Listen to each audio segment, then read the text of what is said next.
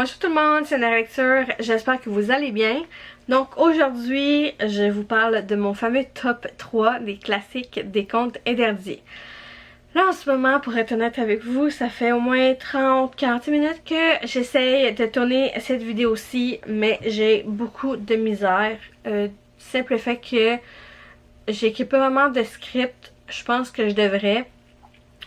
Et aussi, je le fais pas tout simplement parce que j'ai rien pour mettre mon texte pour pouvoir le lire. Il faudrait peut-être que j'imprime le document, mais j'ai pas envie de l'imprimer non plus. Puis même si je l'imprimais, il faudrait que je l'affiche à quelque part, qu'il soit facilement accessible pour moi de tourner, mettons, la page sans que ça dérange trop ou que ça me cache de la vidéo. Donc, grosso modo, ouais, donc je rush et je suis une éternelle perfectionniste concernant mes vidéos.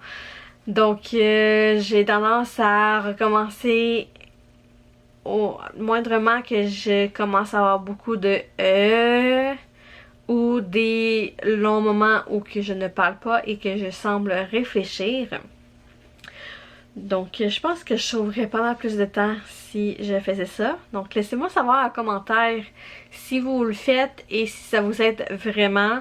Parce que honnêtement, en ce moment, je rush un peu, pour être honnête. Et en même temps, je commence à détester de plus en plus les vidéos de ce genre où que je fais des updates parce que justement... je couche pas sur papier, comme on dit, mes expressions, mes résumés et tout, donc c'est ça. Et là, je recommence avec beaucoup mes donc c'est ça que j'essaie le plus d'éviter. Alors, on va commencer avec mon top 3, parce que justement, c'est le but de cette vidéo-ci, c'est de vous parler de mon top 3. Parce que oui, j'en ai un. Je voulais en faire un, c'était top 5. Mais j'avais pas vraiment de top 5. Et j'ai appris aussi qu'il va y en avoir un qui va sortir en juin. Donc, j'ai eu cette envie, en fait, de garder la 4e et 5e position pour les nouveaux livres qui pourraient sortir concernant les classiques interdits. Donc, c'est pour cela que je vous parle seulement de mon top 3. J'espère que vous allez apprécier.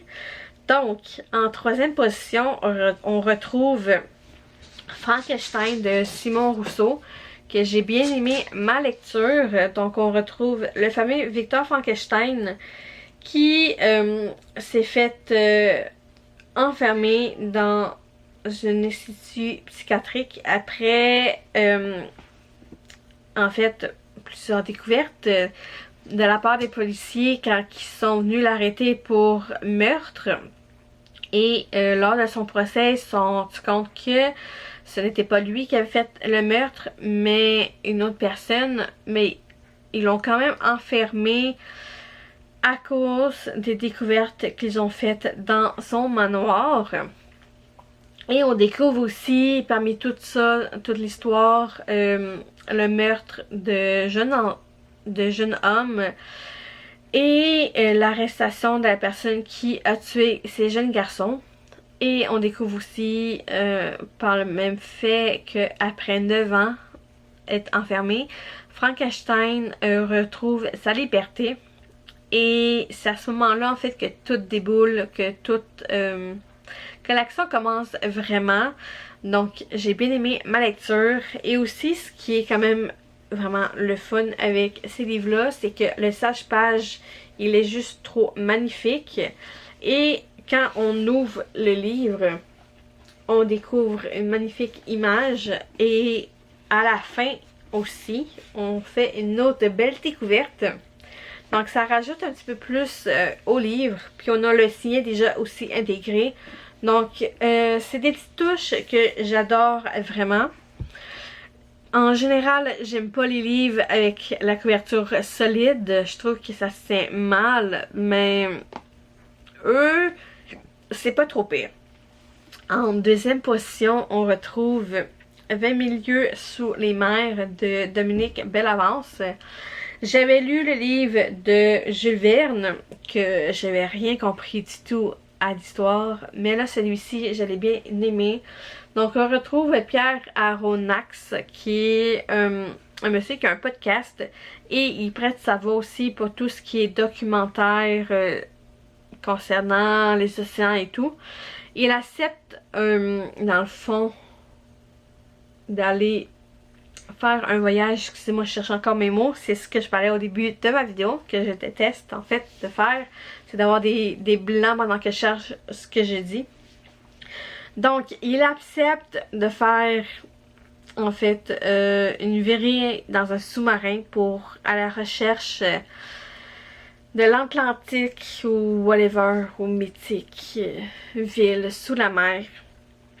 Et il veut aussi découvrir si c'est vraiment ce bateau-là qui détruit les autres navires en mer ou si c'est un calamar géant qui détruit le tout, parce que ça a l'air que dans les océans, il y a quelque chose de mystérieux qui détruit les vaisseaux et qui laisse en fait aucun survivant.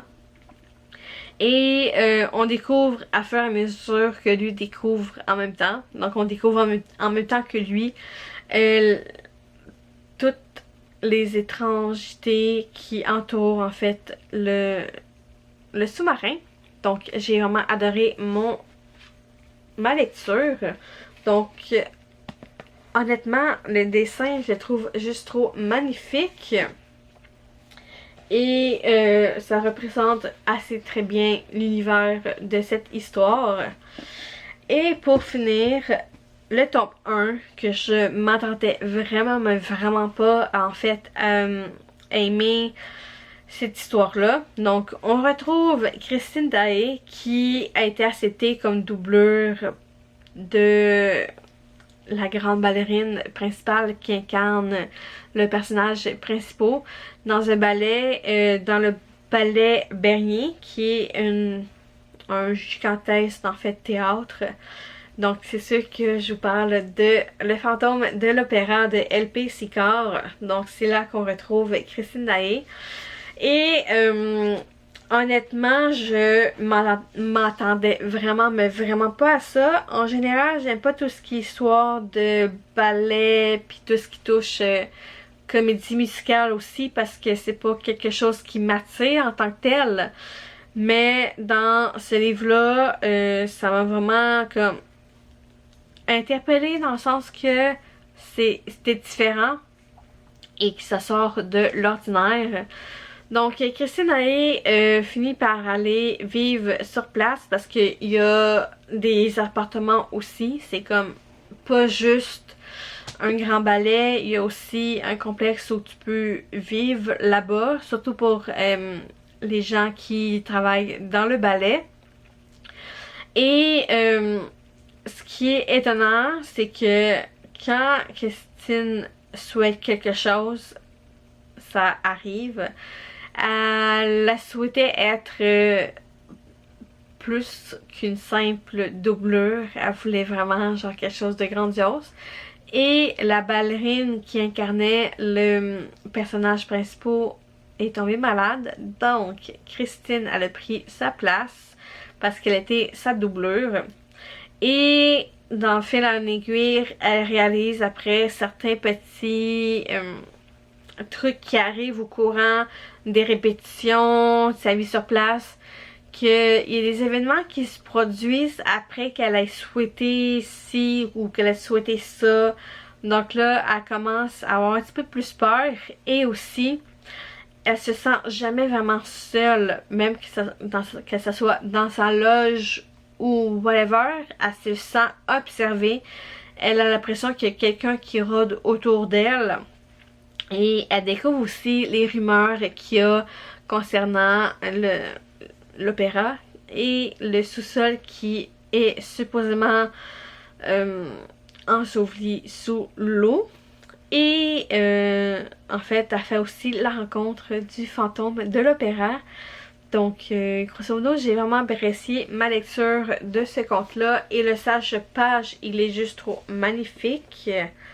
Puis, quand on ouvre, en fait, le livre, on découvre ceci. Je trouve ça juste trop magnifique. Mais le dessin que j'adore le plus, c'est celui-ci. Je sais pas pourquoi, là, mais en fait, oui, je sais pourquoi. Les bibliothèques remplies de livres, le décor style médiévaux, château et tout, j'adore. Donc, grosso modo, c'était mon top 3 des classiques des contes interdits. Laissez-moi savoir en commentaire si ces trois magnifiques livres font partie de votre top 3 ou pas du tout. Et laissez-moi savoir aussi quel est votre top 3 s'il est différent du mien. J'ai hâte de découvrir c'est quel top qui est le vôtre. Et sur ce, je vous laisse. N'oubliez pas de liker la vidéo, de laisser un beau petit commentaire et de vous abonner si ce n'est pas encore fait à ma chaîne. C'est gratuit et ça prend 2 secondes à faire. Et sur ce, je vous laisse et on se retrouve pour une prochaine vidéo.